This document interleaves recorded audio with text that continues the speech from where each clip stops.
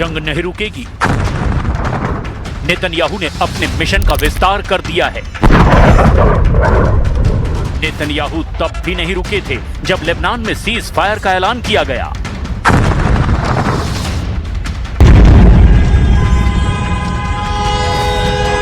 अब वो ईरान के खिलाफ भी सबसे बड़ी जंग की तैयारी कर रहे हैं। לציר האיראני. עוד לא סיימנו את המלאכה, אבל העולם כבר מכיר. नेतन्याहू की चाल ढाल सब बदल गई है। वो जश्न के कार्यक्रम में भी बुलेट प्रूफ जैकेट पहनकर पहुंच रहे हैं। ये नेतन्याहू के अंदर का डर है या युद्ध का नया संकल्प?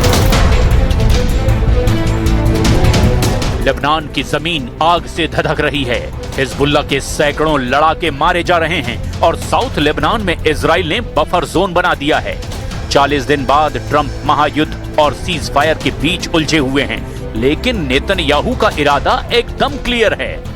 कामयाबी लेकिन अब भी कोसों दूर है। लेबनान में तबाही साफ साफ दिखाई दे रही है। गाजा में साइलेंट ऑपरेशन ऑन है। तुर्की नया टारगेट बन गया है।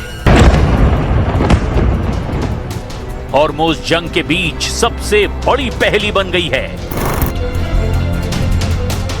लेकिन इस जंग में चीन अमेरिका की सबसे बड़ी चुनौती बना हुआ है। ट्रंप जंग में उलझी हुई बातें कर रहे हैं। कभी युद्ध की बातें करते हैं, कभी पीस टॉक, कभी सीज फायर की तारीख बढ़ा देते हैं, जबकि नेतन्याहू लेबनान से लेकर तुर्की और ईरान तक महायुद्ध करने के लिए तैयार हैं। את האיום המיידי הזה הסרנו, ואנחנו נמשיך ללחום בכל כוחנו במדינות הטרור, וכמובן גם באנשי הטרור, שפוגעים בכוונה תחילה בחפים מפשע. नेतन्याहू को लेबनान में युद्ध लड़ने से कोई दिक्कत नहीं है। ईरान से जंग लड़ने से भी उन्हें कोई ऐतराज नहीं है। वो चिल्ला चिल्ला कर कह रहे हैं, हमने तो ईरान से परमाणु खतरे को भी पूरी तरह से खत्म कर दिया है। तो क्या वो 3 मोर्चे पर बिना रोक टोक के सबसे बड़ा युद्ध करना चाहते हैं?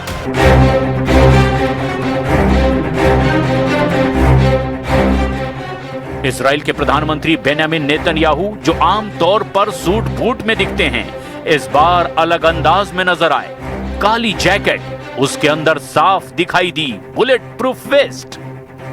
अब सवाल ये नहीं कि उन्होंने जैकेट क्यों पहनी, सवाल ये है उनका मिशन क्या है, उनका अगला टारगेट कौन है, वो कब तक युद्ध लड़ना चाहते हैं। והיום נאלצנו לצאת יחד עם בעלת בריתנו הגדולה ארצות הברית נגד מדינת הטרור בה"א הידיעה שאכן מאיימת על העולם כולו וכבר תקפה מדינות רבות, תקפה את האזרחים שלהם. नेतन्याहू जंग करने पर आमादा हैं, लेकिन ट्रंप युद्ध में पॉज चाहते हैं। उन्होंने ईरान के साथ डील करने के लिए सीज फायर तक की तारीख बढ़ा दी है। ऐसे में ट्रंप के सीज फायर वाले दावे के बाद हॉर्मुज में तनाव भी चरम पर है। ईरान की नौसेना ने नाकेबंदी पार करने वाले 3 जहाजों पर हमला कर दिया, जबकि इजराइल से संबंध रखने वाले 2 जहाजों को जब्त कर लिया। IRGC ने इन जहाजों पर नियमों का पालन न करने का आरोप लगाया और बयान जारी किया। ये जहाज बिना अनुमति के काम कर रहे थे, नेविगेशन सिस्टम के साथ छेड़छाड़ करके समुद्री सुरक्षा को खतरे में डाल रहे थे। तो ही कई फ्रंट पर उलझा हुआ है। गाजा में अभी तक ऑपरेशन खत्म नहीं हुआ। लेबनान में हिजबुल्लाह वक्त के साथ जोरदार पलटवार कर रहा है। ट्रंप हॉर्मुज में उलझे हुए हैं, लेकिन नेतन्याहू सीधे तेहरान पर हमले की तैयारी कर रहे हैं। लेकिन इजराइल में उनके ही खिलाफ उनके ही देश में मोर्चा खुला हुआ है। इजरायली सेना के पूर्व चीफ ऑफ स्टाफ डैन हॉलुट्स ने नेतन्याहू पर ही सवाल खड़े किए हैं। उन्होंने इजराइल को हाईजैक कर लिया है, सरकार के रिसोर्स को अपनी पर्सनल प्रॉपर्टी समझते हैं और ईरान के खिलाफ युद्ध में नाकाम रहे हैं। डैन हॉलुट्स का यह बयान बताता है कि नेतन्याहू के खिलाफ सिस्टम के अंदर से ही बगावत की आग जलनी शुरू हो चुकी है। इजराइल की राजनीति पहले ही सड़कों पर बटी हुई है। एक तरफ नेतन्याहू समर्थक, दूसरी तरफ युद्ध से थकी जनता। तेल अवीव की सड़कों पर प्रदर्शन करने वाले परिवार पूछ रहे हैं, ये जंग कब खत्म होगी? क्या इजराइल में पैदा होने वाला हर बच्चा सिर्फ युद्ध करेगा? और इजराइल के अंदर से उठते इन सवालों में नेतन्याहू खुद घिरे हुए दिखाई दे रहे हैं और बार बार कह रहे हैं कि अभी तो बहुत कुछ करना बाकी है। את הנחישות שלנו להגן על עצמנו, להגן לא רק על עצמנו, להגן על האנושות।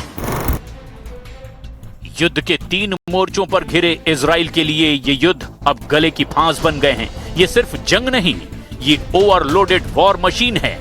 इतिहास गवाह है, जो देश एक साथ कई मोर्चों पर लड़ता है वो या तो सुपर पावर बनता है या फिर टूट जाता है। सवाल है, क्या इजराइल अपनी ताकत से ज्यादा लड़ाई लड़ रहा है? 7 अक्टूबर 2023 को हमास ने बड़ा अटैक किया। गाजा वॉर शुरू हुई। इसके बाद मल्टी फ्रंट वॉर की शुरुआत हो गई। 8 अक्टूबर 2023 को हिजबुल्लाह ने रॉकेट दागे। इजराइल के नॉर्दर्न फ्रंट पर जंग शुरू हो गई। अक्टूबर नवंबर 2023 और फिर मार्च 2026 में हुती ने रेड सी में शिप को टारगेट किया। यहां भी एक मोर्चा खुल गया। सितंबर 2024 में हिजबुल्लाह के खिलाफ बड़ा एक्शन लिया। पेजर ब्लास्ट हुए, हसन नसरल्लाह पर टारगेट अटैक किए। जून 2025 में पहली बार ईरान और इजराइल के बीच सीधी जंग शुरू हुई। 28 फरवरी 2026 को इजराइल और अमेरिका ने साथ मिलकर के ईरान पर हमला कर दिया। इसके बाद जंग कई मोर्चों पर खुल चुकी है। ईरान और लेबनान के मोर्चों पर कागजों में सीज फायर है, लेकिन अंदर ही अंदर युद्ध की आग बढ़ती जा रही है। लेबनान के मोर्चे पर इजराइल और हिजबुल्लाह के बीच तो कभी जंग खत्म ही नहीं हुई। सबसे बड़ा सवाल अब ये कि अगला हमला सीधे तेहरान पर होगा। अगर अमेरिका और इजराइल ने तेहरान पर हमला कर दिया तो ये सिर्फ हमला नहीं होगा, बल्कि ये होगा युद्ध का विस्फोट, क्योंकि ईरान फिर चुप नहीं बैठेगा। اونجا به هیئت آمریکایی گفتم تو این مرزیم اگر از این جلوتر بیاد قطعا میزنه. 15 دقیقه فقط از ما وقت خواستن. گفتم آره حالا 15 دقیقه وقت بدیم ما دستور میدیم که برگردن و دستور ये जंग एक बार फिर पूरे मिडिल ईस्ट में शुरू हो जाएगी। तेल ठिकानों पर फिर हमले होंगे। तेल की सप्लाई ठप हो सकती है। दुनिया की अर्थव्यवस्था हिल सकती है।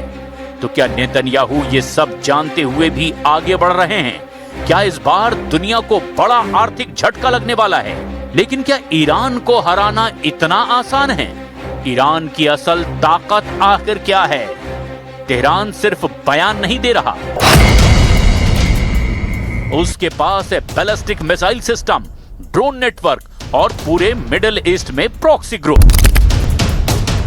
और सबसे बड़ी बात, ईरान ने कई बार दिखाया है कि वो सीधे हमला करने से पीछे नहीं हटता। क्या इस बार टकराव सीधा और खुला होगा? इजराइल की ताकत उसकी टेक्नोलॉजी और मिलिट्री है, लेकिन लंबी जंग उसकी सबसे बड़ी कमजोरी है। रिजर्व फोर्स पर दबाव बढ़ता जा रहा है, आर्थिक बोझ भी बढ़ रहा है। देश के अंदर से सवाल ऐसे में खड़े हो रहे हैं। कोई भी देश लगातार मल्टी फ्रंट वॉर लंबे समय तक नहीं लड़ सकता। क्या यही इजराइल की सबसे बड़ी परीक्षा बनने जा रही है? तेहरान भी तैयार है, हॉर्मुज़ सुलग रहा है, लेबनान जल रहा है और नेतन्याहू बुलेट प्रूफ आउटफिट में घूम रहे हैं। सवाल अब और भी खतरनाक हो गया है। क्या ये सिर्फ एक और जंग है या वो आग है जो पूरी दुनिया को अपनी चपेट में ले सकती है?